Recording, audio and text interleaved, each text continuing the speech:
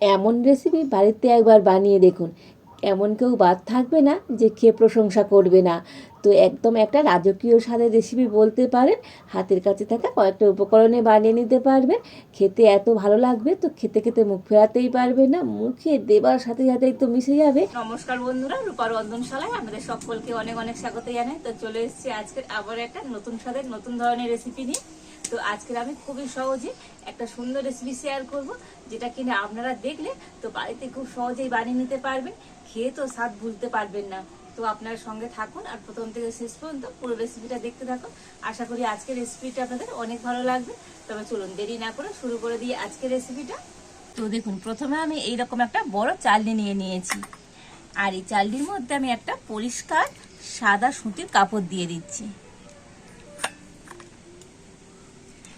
আর এর মধ্যে আমি দিয়ে দেব টক দই। তো এখানে আমি প্যাকেটের টক দই নিয়েছি, তো এখানে 500 টক দই আছে। তো টক দইটা আমি এখন এই কাপড়ের মধ্যে দিয়ে দিচ্ছি। তো আপনারা বাড়িতে বাটা টক দইও ব্যবহার করতে পারেন, কিংবা মিষ্টি দইও ব্যবহার করতে পারেন।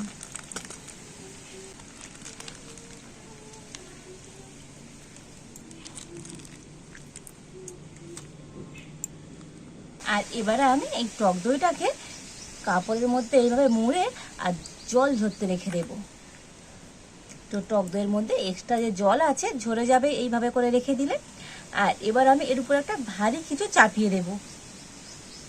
তো ভারী কিছু বলতে এখানে আমি একটা হামনদিস্তে নিয়ে নিয়েছি, তো এটা এইভাবে চাপিয়ে দেব। আর এইভাবে করে এখন আমি 15 মিনিট রেখে দেব। আর এবারে দেখুন, এখানে আমি সিমাই নিয়ে নিয়েছি। তো সিমাই অনেক রকমের হয়, আমি যেটা একেবারে সরু সিমাই সেই সিমাইটা নিয়ে নিয়েছি। আর এইটা কিন্তু ভাজা সিমাই, তো আপনারা কাঁচা সিমাইটাও নিয়ে নিতে পারেন। আর দেখুন, আমি এইরকম একটু সরু সিমাই নিয়ে নিয়েছি। তো আজকের রেসিপির জন্য কিন্তু এইরকম একটু সরু সিমাই লাগবে। আর এবারে আমি হাত দিয়ে সিমাইটাকে একটু ছোট ছোট করে ভেঙে নেব।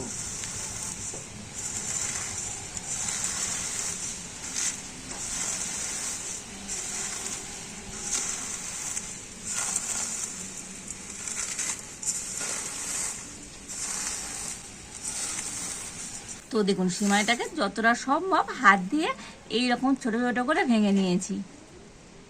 তো দেখুন, এইভাবে করে ভেঙে নিতে হবে। আর এবার আমি এই ভেঙে নেওয়া সিমাইটা একটা বাটিতে করে নিয়ে নেব।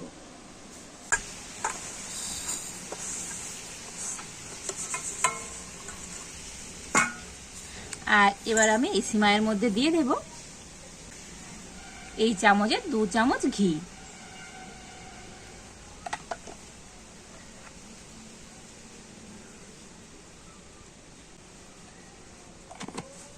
দিয়ে দেব 2 চামচ গুঁড়ো দুধ।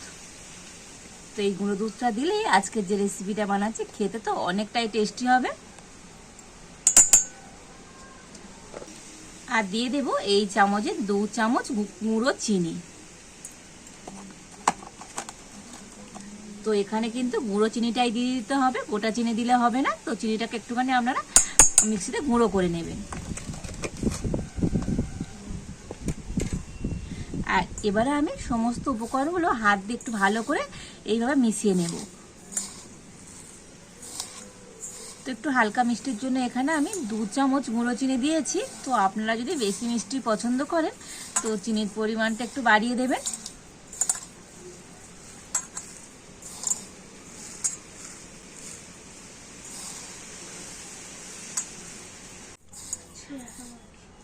তো দেখুন, সমস্ত উপকরণগুলো হাত দিয়ে কিন্তু একটু ভালো করে মিশিয়ে নিয়েছি।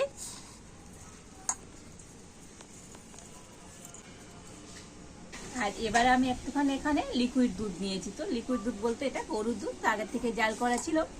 তো এই দুধটা এবারে একটু অল্প অল্প করে দেবো আর এটাকে মেখে নেব। আর যদি আপনাদের হাতের কাছে একান্ত লিকুইড দুধ না থাকে তো আপনারা দুধের পরিবর্তে এখানে একটু জল দিয়েও মেখে নিতে পারেন।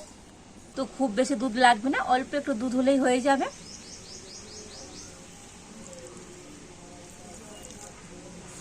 তো এখানে মোটামুটি আমি 4 চামচের মতন দুধ দিয়ে দিলাম। তো দুধটা দিয়ে তো ভালো করে হাত দিয়ে এবার একটু মেখে নেব।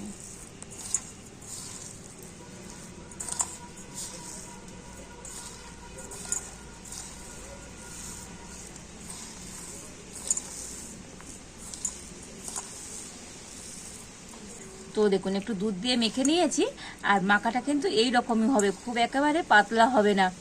তো হাতে এইভাবে মুঠো করে নেবেন, দেখবেন এক জায়গায় খুব ভালোভাবে জড়ো হয়ে যাবে। তো ঠিক এইভাবে করে সিমাইটাকে মেখে নিতে হবে। আর এবারে আমি এই মিশ্রণটা কিছুক্ষণের জন্য ঢাকা দিয়ে রেখে দেবো। আর এদিকে আমি টক দই থেকে দেখে নেবো টক দইয়ের জলটা ভালো মতো ঝরেছে কিনা। তো দেখুন প্রায় আমি 15 মিনিট কিন্তু টক দইটা এইভাবে জল ঝরতে রেখে দিয়েছিলাম, আর টক দই থেকে ভালো মতো এক্সট্রা জলটা কিন্তু ঝরে গিয়েছে।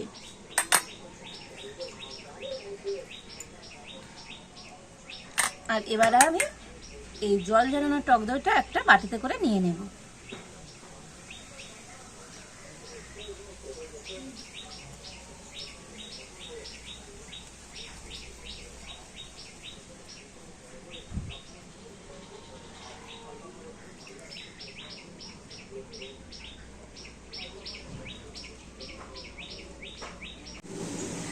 তো দেখুন সমস্ত টক দইটা আমি বাটির মধ্যে করে নিয়ে নিয়েছি। আর এবার এই টক দইয়ের মধ্যে দিয়ে দেব 1 চামচ গুঁড়ো চিনি।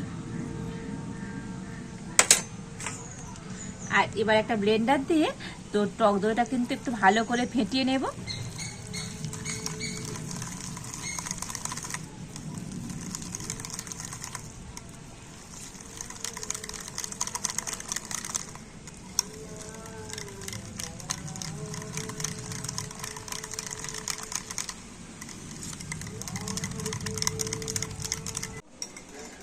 তো টক দইটা আমি 5 মিনিট ধরে খুব ভালো করে ফেটিয়ে নিয়েছি। আর দেখুন টক দইটা একটু এবার ফেটিয়ে নিলে তো টক দইটা কিন্তু খুব সুন্দর একটা ক্রিমি ক্রিমি ভাব চলে আসবে। তো দেখুন কত সুন্দর ক্রিমের মতো হয়ে গিয়েছে। তো ঠিক এইভাবে করে টক দইটা কিন্তু ফেটিয়ে নিতে হবে। আর এবারে আমি এখানে এরকম একটা বাটি নিয়ে নিয়েছি, আর এই বাটির মধ্যে আমি একটুখানি ঘি লাগিয়ে দেবো।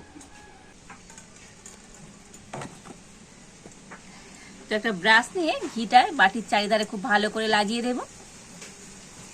তো এখানে ঘিয়ের পরিবর্তে আপনারা সাদা তেলও দিতে পারেন।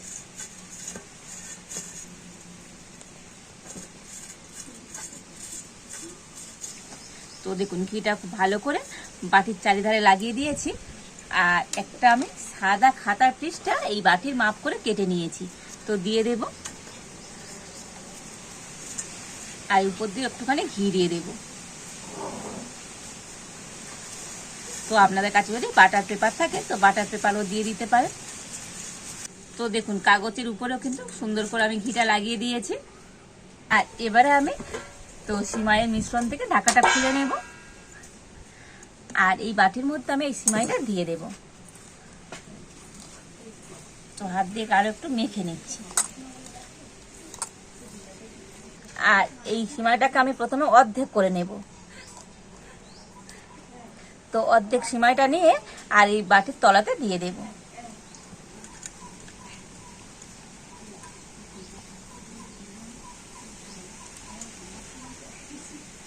দিয়ে হাত দিয়ে ভালো করে চারিধারে ছড়িয়ে দেব।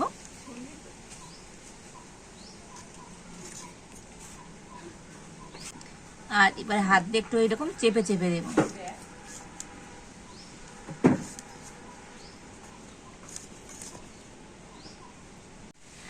তো দেখুন হাত দিয়ে কিন্তু এইভাবে একটুখানি করে চেপে দিয়েছি। আর এবার আমি যে টক দইটা ফেটিয়ে রেখেছিলাম তো এই টক দইটা নিয়ে এর উপরে দিয়ে দেব।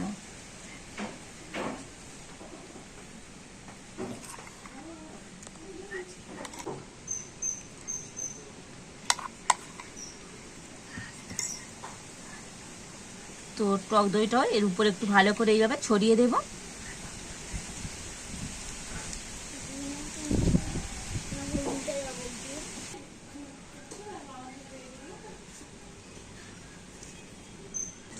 তো দেখুন টক দইটা উপর দিয়ে এইভাবে সমান করে দিয়েছি। আর এবারে বাকি যে অর্ধেক সিমাইয়ের মিশ্রণটা ছিল তো এই টক দইয়ের উপরে দিয়ে দেব।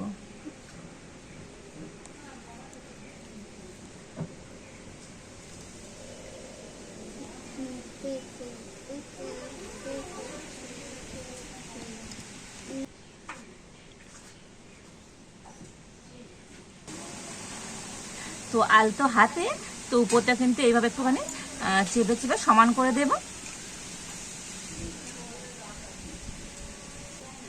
তো দেখুন এইভাবে করে আমি এটাকে সেট করে নিয়েছি। আর এবার আমি উনুনটা জেলে উনানে একটা কড়া বসিয়ে দিয়েছি, আর কড়াতে আমি একটা খাবার একটা স্ট্যান্ড বসিয়ে দিচ্ছি। তো প্রথমে একটু আমি কড়া স্ট্যান্ডটা ভালো করে গরম করে নেব। তো আমি 2-3 মিনিট জাল দিয়ে তো কড়াটা একটু ভালো করে গরম করে নিয়েছি, আর স্ট্যান্ডটা আমি উল্টো দিক করে দিয়ে দিয়েছি। আর এবার আমি বাটিটা নিয়ে স্ট্যান্ডের উপরে বসিয়ে দেব। এবার ঢাকা দিয়ে দেব, আর এইভাবে ঢাকা দিয়ে পুরো আমি 15 মিনিট জাল দেব। তো 15 মিনিট ব্রেক করার পরে আপনাদের দেখাবো আজকের এই সিমাইয়ের রেসিপিটা কেমন হয়েছে। আর সিমাই একবার এইভাবে তৈরি করে খেয়ে দেখবেন, এত খেতে ভালো লাগবে। তো বারে বারে মনে হবে সিমাই যেন এইভাবেই তৈরি করে খায়। আর বাড়ির বাচ্চা থেকে বড় সবাই কিন্তু এই রেসিপিটা ভীষণভাবে পছন্দ করবে। তো প্রায় 15 মিনিট আমি হালকা জাল দিয়ে তো এটাকে ব্রেক করে নিয়েছি। আর দেখুন ব্রেক করার পরে কালারটা কিন্তু সুন্দর চেঞ্জ হয়ে গিয়েছে। আর হাত দিলে বুঝতে পারবেন এটা কিন্তু অনেকটা টাইট হয়ে যাবে আগের থেকে, আর হাতের মধ্যে কিন্তু একটু কিছু লেগে ধরবে না। আর এবার আমি এটাকে নামিয়ে নেব। তো এটাকে নামিয়ে নিয়েছি, আর এখন এটাকে একটু ঠান্ডা করে নেব। তো ঠান্ডা করলে তবেই কিন্তু এটা সুন্দরভাবে বাটি থেকে ছেড়ে আসবে।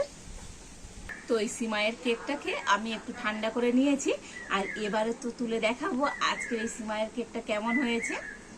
আর দেখবেন ঠান্ডা হয়ে গেলে তো ধারটা কিন্তু একটু ছাড়া ছাড়া হয়ে যাবে, তো দেখেই বুঝতে পারছেন। আর এবার একটা প্লেট এর উপরে দিয়ে এটাকে উল্টে দেব, দিয়ে হাত দিয়ে একটু ঘা মেরে নেব। আর একটু ঘা মেরে নিলে সুন্দরভাবে ছেড়ে যাবে। তো দেখুন কত সুন্দরভাবে কেকটা ছেড়ে গিয়েছে। আর তলাতে যে আমি কাগজটা দিয়েছিলাম দেখুন এই কাগজটা রয়ে গিয়েছে, দেখতে কত সুন্দর লাগছে দেখুন। আর দেখুন কতটা সুন্দর হয়েছে দেখেই বুঝতে পারছেন। তো অসম্ভব সুন্দর হয়েছে আজকের এই সিমাইয়ের রেসিপিটা। আর এবার আমি এই উপরে মাঝখানে একটু ড্রাই ফ্রুট দিয়ে দেব। তো দিয়ে দেব আলমন্ড বাদাম কুচি আর পেস্তা বাদাম কুচি। তো এইভাবে করে একটু সাজিয়ে নেব, এতে করে দেখতে ভালো লাগবে।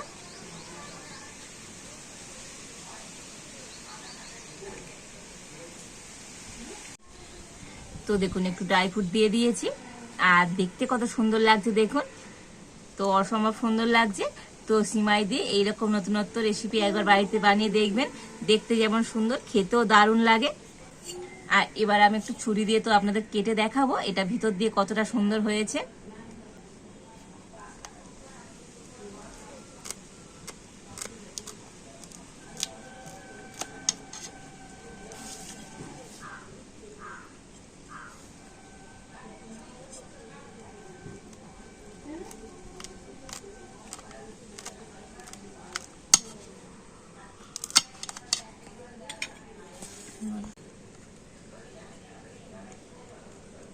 তো দেখুন ভিতরটা কতটা সুন্দর হয়েছে দেখুন, দেখে বুঝতে পারছেন ভিতরে যে দইটা দিয়েছিলাম তো অসম্ভব সুন্দর হয়েছে, দেখতে কত সুন্দর লাগছে দেখুন।